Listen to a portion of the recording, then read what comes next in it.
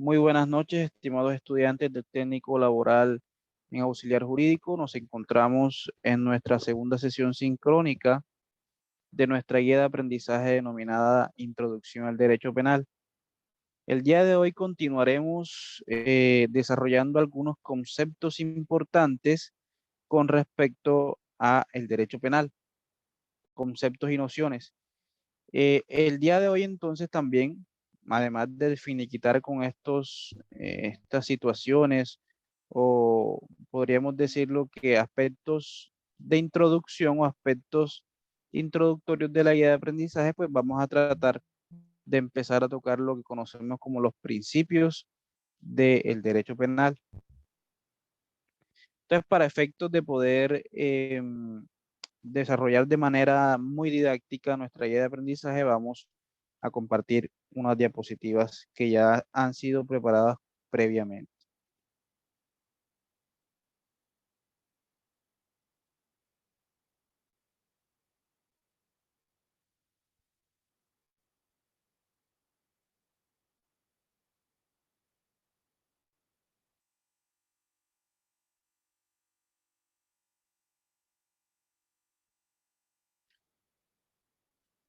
¿Logran verlas, muchachos? Sí, profe, se ve con claridad. Muy bien. Ya nosotros creo que habíamos empezado a hablar, creo que era la primera clase introductoria, logramos hablar sobre lo que es la misión del derecho penal, ¿sí? Inicialmente habíamos establecido o dado un concepto del derecho penal como una normatividad, reglamento, regulación de la potestad punitiva del Estado, y que esa potestad punitiva del Estado debe estar estrictamente determinada en una norma jurídica. Todo esto con la finalidad de evitar lo que se conoce comúnmente como el abuso de autoridad. Hay algunos países, o podríamos decir que algunos estados, que pues en algún momento pueden llegar a cercenar derechos, y pues la idea, muchachos, aquí en Colombia, pues así lo ha tenido en cuenta el legislador, la jurisprudencia, establece que para poder aplicar las normas jurídico-penales deben existir o deben ir en concordancia con lo que conocemos como el principio de legalidad. ¿Cómo así el principio de legalidad? Hombre, para usted poder dar aplicabilidad, ¿sí? O poder encuadrar un hecho como conducta punible, como delito, pues debe existir una norma jurídica que así lo conceptualice. Y es que nosotros en clase pasada explicábamos que en Colombia existen dos normas que, que regulan sustantiva y adjetivamente en el ámbito penal en nuestro ordenamiento jurídico. Hablábamos de lo que es el Código Penal, Ley 599 del 2000. En ese código nosotros vamos a encontrar todos los tipos penales que nosotros ya vamos a entender más adelante lo que es un tipo penal, todos los tipos penales, es decir, las conceptualizaciones o los hechos que son tenidos como conductas punibles, ¿sí? En ese código penal vamos a encontrar diferentes aspectos relevantes para nuestra guía de aprendizaje, pero lo que quiero que ustedes empiecen a entender es que el derecho penal tiene prevalencia, o en el derecho penal tiene prevalencia lo que conocemos como el principio de legalidad. Lo que no se encuentre establecido en una norma jurídica como delito, pues simplemente será una situación atípica, es decir, no será delito, ¿sí? No como de pronto sucede en otros ordenamientos jurídicos donde se puede castigar a una persona eh, más allá de pronto de que exista o no una norma que establezca claramente si es o no delito. Y entonces hablábamos de la misión del derecho penal, ¿cierto? Que a todas luces, muchachos, la principal misión del derecho penal es proteger a la sociedad, dar protección al conglomerado, dar protección a las personas que en algún momento pueden llegar a sufrir una conducta punible o un agravio en sus derechos o como le llama el derecho penal, sus bienes jurídicos tutelados, ¿sí? Y pues inicialmente uno de los métodos, pues sobre todo aquí en Colombia, uno de los métodos que más se utiliza para proteger a la sociedad es la implementación de lo que conocemos como la separación del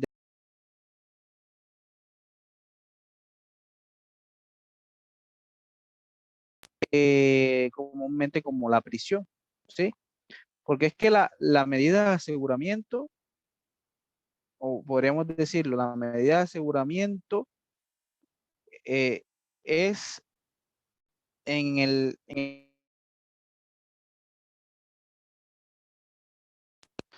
eh, cuando se está llevando el procedimiento, es decir, aún no hay una condena, no hay una sentencia condenatoria que así lo establezca, muchachos. Y obviamente la prisión es el castigo a una conducta punible, pero que ya, en donde ya hay una certeza más allá de toda duda de la comisión o de la responsabilidad de la persona en la ocurrencia del delito. Entonces, es simplemente tratar de separar al delincuente peligroso, pero ojo, la pena tiene un aspecto mucho más allá o va mucho más allá de simplemente separar al delincuente peligroso y de esa manera proteger a la sociedad, ¿sí? Y es con lo que conocemos comúnmente como la resocialización, reincorporar a ese delincuente que conocíamos como peligroso a ese medio social. Pero entonces yo hago aquí una reflexión, o yo trataré de hacer una reflexión, y entonces,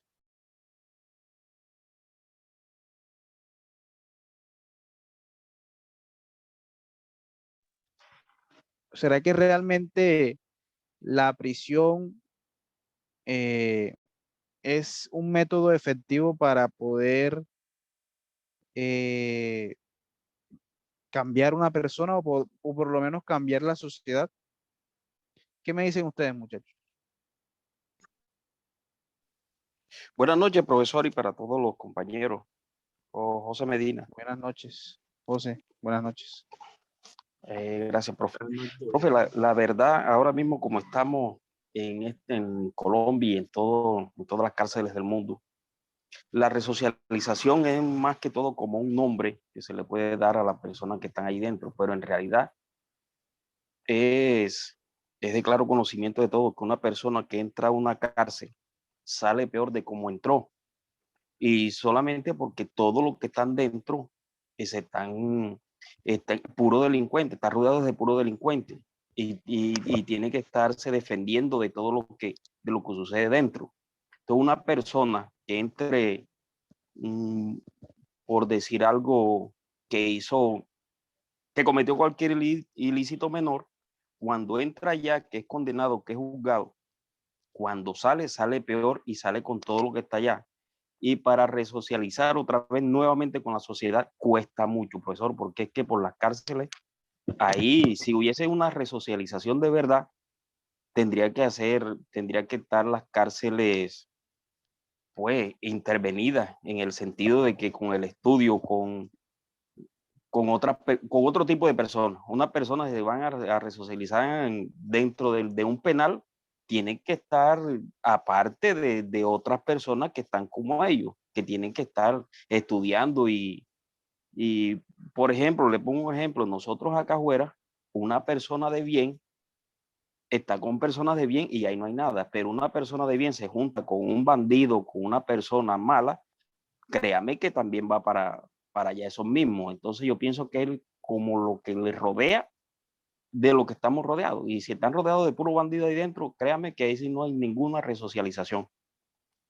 Gracias. Así Profe, qué José, pena. muchas gracias. Cuéntame. Ya contestando a lo que dice el compañero, pues no estoy de acuerdo, puesto a que cada persona es diferente a cada persona. El hecho de que tú andes con una persona delincuente no te hace delincuente a ti. De hecho, hay personas que de pronto cometen errores, sí, van a la cárcel, pero así como también van, a veces es un acto donde ellos pueden cambiar, pueden salirse y ser mejor persona. Ahora, el ejemplo que él pone, que dice que una persona de bien se junta con un delincuente, lleva el mismo cabo, pues no me parece, porque eso va en cada persona. Si tú decides que tú vas a dañarte por juntarte por esa persona, pues ahí sí estamos graves.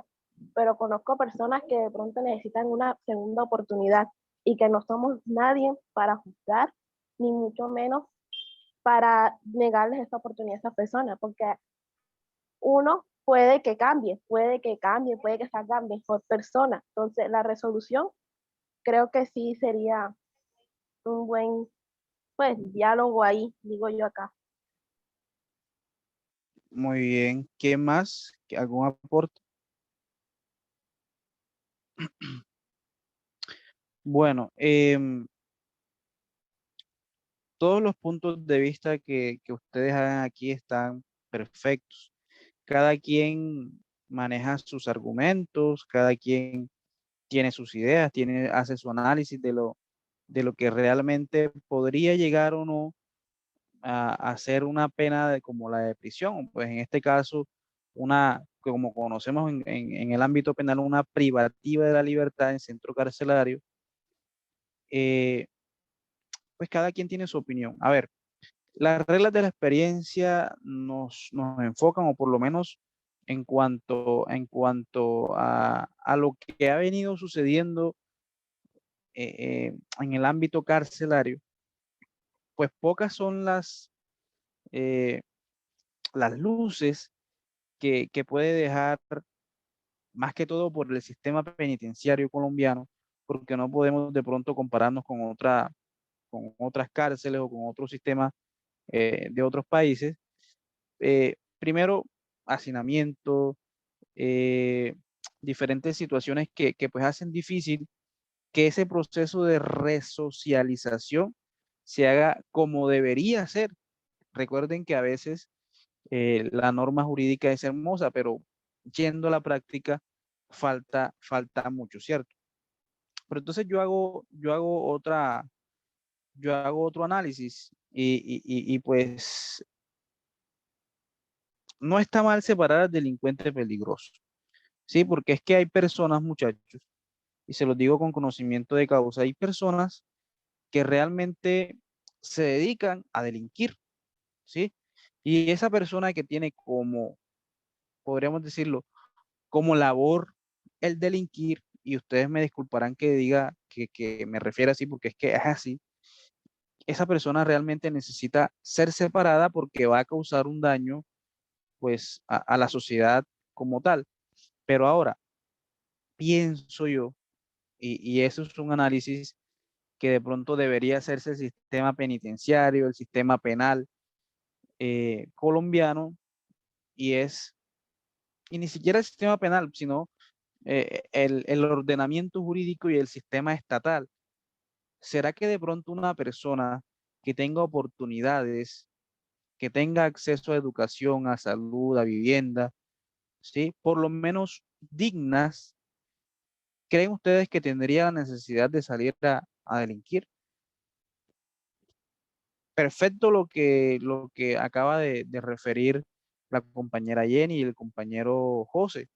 Sí, son puntos de vista claros y tienen bases históricas reales.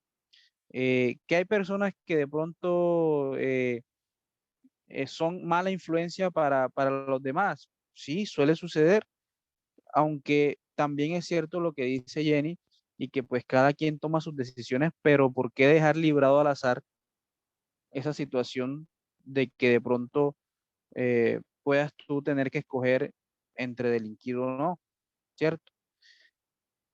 Entonces hay que mirar o hay que tratar de dar un enfoque más social que de pronto un enfoque carcelario, penitenciario, porque a todas luces, muchachos, la cárcel no resocializa, ¿sí? La cárcel no resocializa y es la tesis que muchas personas pregonamos y decimos que realmente la cárcel es una universalidad una universidad de delitos, ¿cierto? Bueno, puede que de pronto una que otra persona tenga la posibilidad de cambiar, pero es muy complejo por las condiciones incluso allá adentro, ¿cierto? Entonces, análisis importante. La misión del derecho penal es proteger a la sociedad, pero y no es una labor del Estado proteger a la sociedad a través de inversión social, gasto público, educación, salud, vivienda. Entonces, hay que hacerse un análisis y realmente mirar si se está llegando pues al fondo del asunto y si realmente más cárceles, más penas, ¿sí? Podríamos decirlo que la solución y no de pronto inversión social con el fin de que pues la sociedad mejore, muchachos. ¿Sí? La cárcel a todas, la cárcel no resocializa, la cárcel es un castigo, sí, claro que sí, la libertad es fundamental para el ser humano, pero de allá a decir que te va a cambiar la cárcel, pues yo me aparto de esa situación, ¿sí? Pero como siempre lo he dicho, muchachos, cada quien o todos podemos tener la posibilidad de tener nuestra opinión, ¿cierto? Entonces, muchachos, gracias por su soporte y por este debate. Bien, características del derecho penal, muchachos. Es un derecho público. ¿Por qué es un derecho público, muchachos? Y es muy sencillo, la razón es que es en cabeza del Estado, ¿sí? En cabeza de los tres poderes públicos, ¿sí? De las ramas del poder público, en donde empezamos a indicar que es netamente el derecho penal una función estatal. Sí, esa potestad punitiva es única y exclusiva del Estado. Ahora, de pronto ustedes no lo sepan, pero, y es válido de pronto si me lo hubiesen dicho. Profe, pero ¿y qué pasa con el acusador privado? El proceso abreviado que puede usted hacer su propia investigación, su propia acusación como investigador privado.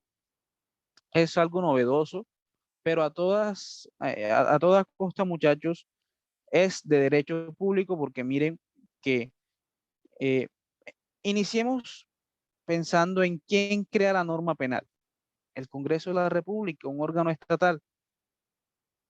¿Quién aplica o quién hace efectivo a través de política criminal tratar de mitigar el delito? El Ejecutivo, ¿cierto?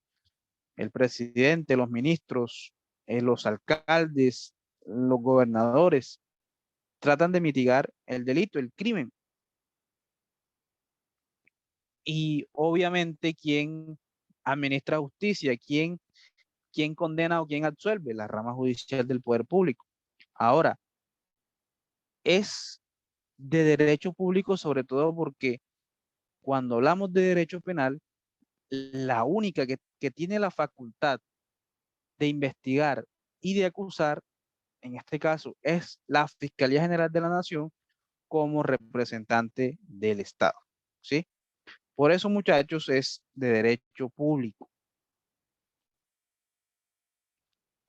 Es normativo, muchachos, y esto es muy importante y no me cansaré de recalcarlo. Obviamente, muchachos, el principio de legalidad es fundamental, ¿sí? Lo que no se encuentra en una norma jurídica o el hecho, ¿sí?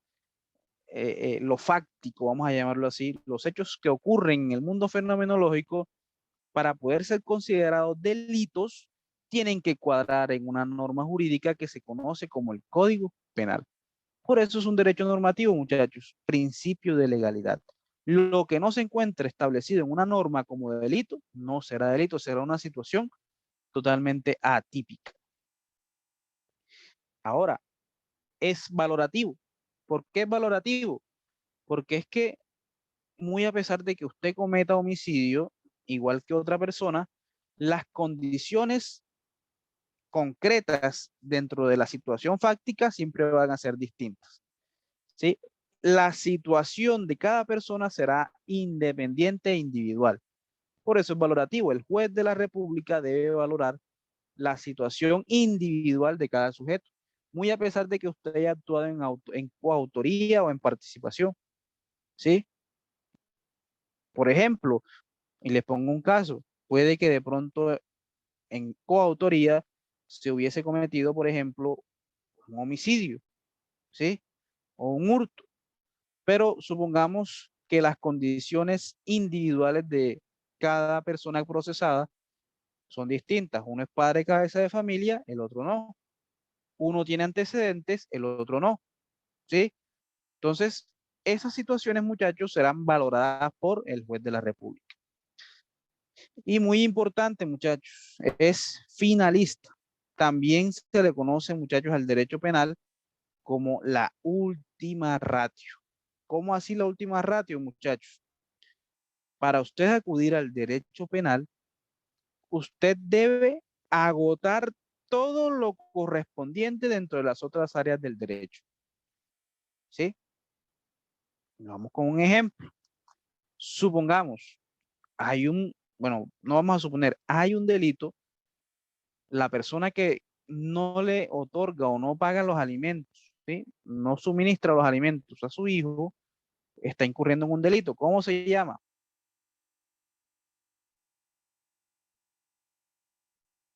¿Cómo se llama el delito en que incurre una persona que no paga la cuota de alimentos?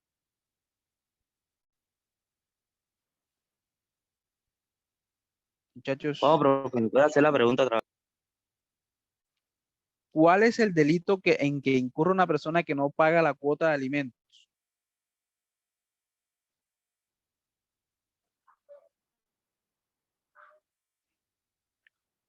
Ese delito, muchachos, se llama inasistencia alimentaria, ¿sí? Pero, ¿será que una persona, por ejemplo, una mamá de un niño eh, que de pronto tiene 4, 5, un año, no sé, sin recibir la cuota de alimentos de su hijo, ojo, no para ella, para el niño? ¿Será que lo primero que ella tiene que hacer es directamente acudir a denunciar? ¿Qué haría usted? ¿Qué podrían hacer ustedes sin necesidad de acudir al derecho penal, que es la última ratio? ¿Sí? Cuéntame. Buenas noches, profesor. Bueno, Buenas noches. primeramente, antes de pues uno instaurar una demanda, una denuncia, cualquier proceso de este tipo, primero se trata como de dialogar con la persona para ver si se llega a un acuerdo. Esa es mi opinión. Muy bien. Sí. ¿Qué más? Bueno, para eso, profe, para eso hay instancias menores, como usted bien lo dice, hasta el derecho penal. Hay bienestar, hay casas de familia, hay juzgados menores que llegar hasta el delito penal, donde se puede llegar a conciliación de casas de justicia, eh, juzgados de familia, donde se pueden hacer todas estas Perfecto. conciliaciones y llegar a un Perfecto. consenso. Perfecto. Eso, tal cual como lo han dicho, eh, se le llama derecho finalista o también llamado última ratio, porque usted no va a ir directamente denunciando a las personas sabiendo que de pronto hay otra vía para poder solucionar esos inconvenientes o esos problemas o conflictos, litis, como quieran llamarlo. Lo primero que debe hacer una mamá que tiene un conflicto con el papá de su hijo, pues es agotar la vía civil o incluso antes de la vía civil puede agotar una vía administrativa ante el ICBF, las comisarías de familia e incluso las casas de justicia. Hay muchas vías, muchachos, pero el derecho penal es la última ratio. Cuando ya usted usted ha acudido ante un juez de familia y ese juez de familia ha dicho, listo, se le impone esta cuota y no tiene con qué pagarla, no tiene salario, pero le corresponde esta cuota y se sustrae de ello, allí de pronto e incluso podría usted estar radicando la denuncia por inasistencia alimentaria. Vamos con otro ejemplo, un caso de acoso laboral, ¿sí? El acoso laboral es un delito, ¿sí? Pero usted directamente no va a acudir ante un fiscal o ante la ley penal con el fin de que le resuelvan su problema de acoso laboral. Usted tiene una vía ordinaria laboral e incluso una vía ante el Ministerio de Trabajo. Recuerde, el derecho penal es la última ratio, la última instancia ante la cual usted va a acudir, ¿sí? Es la última instancia. Pues obviamente porque hay un castigo, pero si usted puede solucionarlo de otra forma, por ejemplo, si usted demanda civilmente o demanda a través de un proceso de familia, pues usted puede lograr, por ejemplo, un embargo. Y a esa persona, créame, que no va a poder tener un embargo por alimentos, ¿sí? Un empleador que esté incurriendo en acoso laboral, una sanción por esa situación de acoso laboral es terrible. Son muchos salarios mínimos legales mensuales vigentes, ¿sí? Entonces, muchachos, miren las características del derecho penal. Público, es O sea, solamente profe, en que lo que cabeza usted del... quiere dar a entender con el derecho finalista es que antes de recurrir, o sea, el derecho penal ya es lo último, la norma penal, es decir, ya es lo último que se debe recurrir ante situaciones. Exacto, Primero, exacto. Métanse exactamente. en la cabeza algo, una palabra, o más bien dos palabras. Última ratio. Es la última instancia, ¿sí? Es la última fase de la cual usted va a llegar, ¿sí? Entonces, tengan eso muy en cuenta, muchachos, porque hay otras vías. Tienen los embargos, tienen vías ordinarias laborales, verbales civiles, ¿sí? Constitucionales, acciones de tutela, ¿sí? Hay otras vías, muchachos. Entonces, no siempre hay que llegar a las instancias penales, pero ya cuando ya uno ha agotado todo y uno ve que le están cercenando un derecho a través de la comisión de una conducta punible, ya no hay más nada que hacer, radique su denuncia y que inicie el proceso penal, muchachos.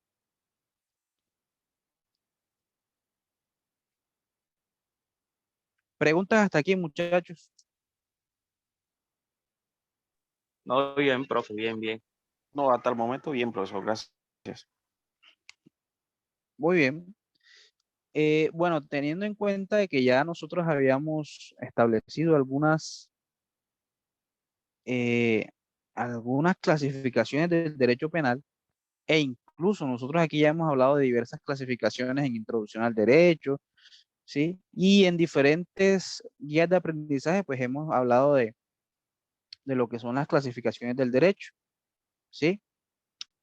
Bueno, tenemos acá la primera clasificación, vamos a desarrollar el sustantivo y el adjetivo, ¿sí?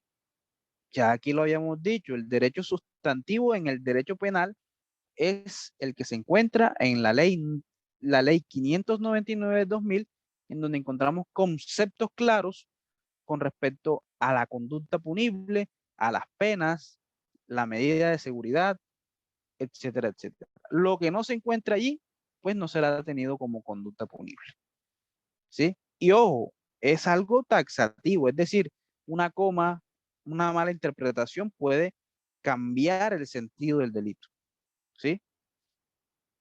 Ahora, muy a pesar, muchachos, de que una persona sea el peor delincuente, siempre hay que hacerle un debido proceso, ¿sí? Hay que llevar a cabo un procedimiento para poder juzgarlo y condenarlo. Y eso se hace a través del derecho penal adjetivo, ¿sí? A través de esas normas que con las cuales yo voy a aplicar el derecho sustantivo, es decir, dar un castigo ejemplar a la persona que comete o que incurre en un delito. Claro, entonces el sustantivo y el adjetivo, vamos entonces con el objetivo. El objetivo es la norma escrita, ¿cierto? Y obviamente no podemos decir que no es importante porque sí lo es. Porque recuerden, principio de legalidad, ustedes tienen ese principio, tienen que metérselo en la cabeza y jamás sacárselo porque el principio de legalidad es uno de los principios más importantes del derecho penal. Lo que no se encuentra establecido en una norma jurídica como delito es atípico, no es delito. Pero entonces, miren este aspecto importante del derecho penal y es lo subjetivo, ¿sí? Y es que, a ver, si usted de pronto empieza a conocer el delito de homicidio, por ejemplo, artículo 103, el que matare a otro incurrirá en prisión de 13 a 25 años. Ya usted por lo menos sabe que si usted comete ese delito, va a durar mucho tiempo por fuera de su casa, de su hogar, en una cárcel, ¿cierto? Y entonces, esa norma jurídica, ese derecho penal, causa una especie de amenaza para las personas que hacemos parte del conglomerado y dice, ojo, no incurras en estas conductas porque vas a tener un castigo. Entonces, es una situación de amedrentamiento para la sociedad. La norma está allí, pero créanme que muchas personas hoy, bueno, la sociedad como tal, no resuelven sus problemas por vías de hecho porque existe una norma jurídica que lo prohíbe, ¿cierto? Si usted tiene un problema con alguien, ¿qué haría usted si no existiera el artículo 103 del Código Penal que establece el que matare a otro incurriría en prisión de 13 a 25 años? Esto fuera un caos, ¿cierto? ¿Qué piensan ustedes, muchachos? Nos faltan 6 minutos. Realmente es complejo porque faltan muchas cosas, pero bueno, ahí poco a poco vamos a ir desarrollando nuestras clases, muchachos. A ver, cuéntenme, a ver, ¿qué opinan con respecto a ese Yo digo derecho penal que la subjetivo? sociedad le estuviera.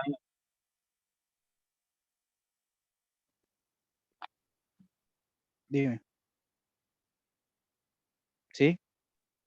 Profe, ahí en ese caso que usted dijo, pues, para mi concepto, pues no sé, una persona que mate a otro, yo digo que eso, pues, que tenga la tula, como por ejemplo el caso de muchachos, creo que fue en Valledupar, en Santa Marta, no sé, que iba borracho en el carro y atropelló a varios muchachos y tiene casa por cárcel, donde se supone pues que tenía que pagar la condena que es necesaria. A ver, eso es Buenas noches. relativo. A ver. Sí, vale. Dime, Sí, dime. exactamente, profe, era lo que iba a decir, que es relativo porque el concepto de homicidio es como amplio el concepto, porque dependiendo cómo se presenta también el homicidio, porque a veces los tipos de homicidios que son dolosos, son culposos, y ahí presentando a ver de qué manera se usa, está en defensa propia también. Y viendo todos esos casos, como el señor que comenta acá el compañero, el caso de Santa Marta, que es de estos señores Vives, si mal no recuerdo, fue un accidente de tránsito, un accidente vial. Y ahí se supone que no lleva la intención de matar a alguien ni nada de eso, aunque vaya con alicoramiento. Eso es lo que dice por ahí la norma. Dependiendo todo las circunstancias que rodearon el hecho, de así se van diciendo. Por eso es que pienso yo que es el objetivo, el derecho penal objetivo, que es donde están las normas jurídicas y para establecer los delitos y en qué grado lo realizaron. ¿Es correcto, profe? Claro que Profe, sí. A ver, yo cuénteme. pienso que en cualquiera de las circunstancias la norma siempre se impone. Sí, a ver, todos tienen una claridad en cuanto a lo que sucede, porque es que es verdad. Lo que dice José Sáez es cierto. Puede que de pronto el hecho de que tenga dinero le dé la posibilidad de indemnizar a la víctima, pero está en la norma. Entonces es norma jurídica. Pero ahora vamos a ver la situación. Entonces no fue con dolo. Entonces ahí entonces vamos a lo que conocemos como el derecho penal es valorativo. Cada caso es diferente, muchachos. ¿Sí? De pronto, la persona que actúe con sevicia, pues obviamente va a tener un castigo mayor. ¿Sí? El juez, muchachos, el juez se puede mover en aspectos subjetivos. ¿Por qué? Porque el juez puede valorar algunas circunstancias que le favorezcan o que también sean desfavorables para el procesado. ¿Sí? Es decir, el hecho de que usted cometa un delito por ejemplo, atropella a una persona y esa persona eh, muera, ¿sí? Y usted iba borracho, no quiere decir que todas esas personas que cometan ese delito van a tener 10 años de prisión. Cada caso es diferente. No sabemos las circunstancias. De pronto la persona le endilgaron o lo procesaron por homicidio culposo, indemnizó a la víctima y hubo extinción de la acción penal. O quizás de pronto era padre de cabeza de familia y le dieron domiciliaria. Cada caso es distinto, muchachos. El derecho penal es valorativo, ¿sí? Por eso es que a veces ustedes como auxiliares jurídicos tienen que ir mucho más allá de lo que diga la prensa, porque la prensa distorsiona la información, ¿sí? Entonces usted, antes de pronto de hacer caso a lo que diga la prensa, busque en internet, pero información real, procesal de lo que está sucediendo y diga, bueno, sí, le indemnizó a la víctima, extinción de la acción penal, o de pronto lo declararon padre y cabeza de familia, o de pronto llegó a un preacuerdo con la fiscalía. Cada caso es distinto, muchachos. Pero de que va a haber un castigo, va a haber un castigo. Pero cada caso es diferente y obviamente se valorará la situación individual de la persona. Porque yo no creo entonces, y bueno, puede que sí de pronto sea peligroso andar borracho, pero de pronto eh, la norma me da la posibilidad de indemnizar a las víctimas. Y eso no es culpa ni del juez, ni es culpa de la persona que incurrió en el delito. Es la norma la que me da la posibilidad de incurrir en eso, muchachos.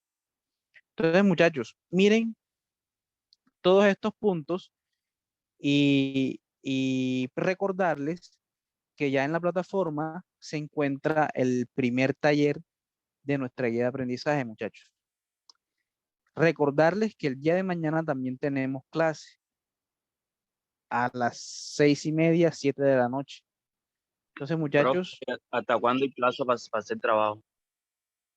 lo más pronto posible. Yo pienso que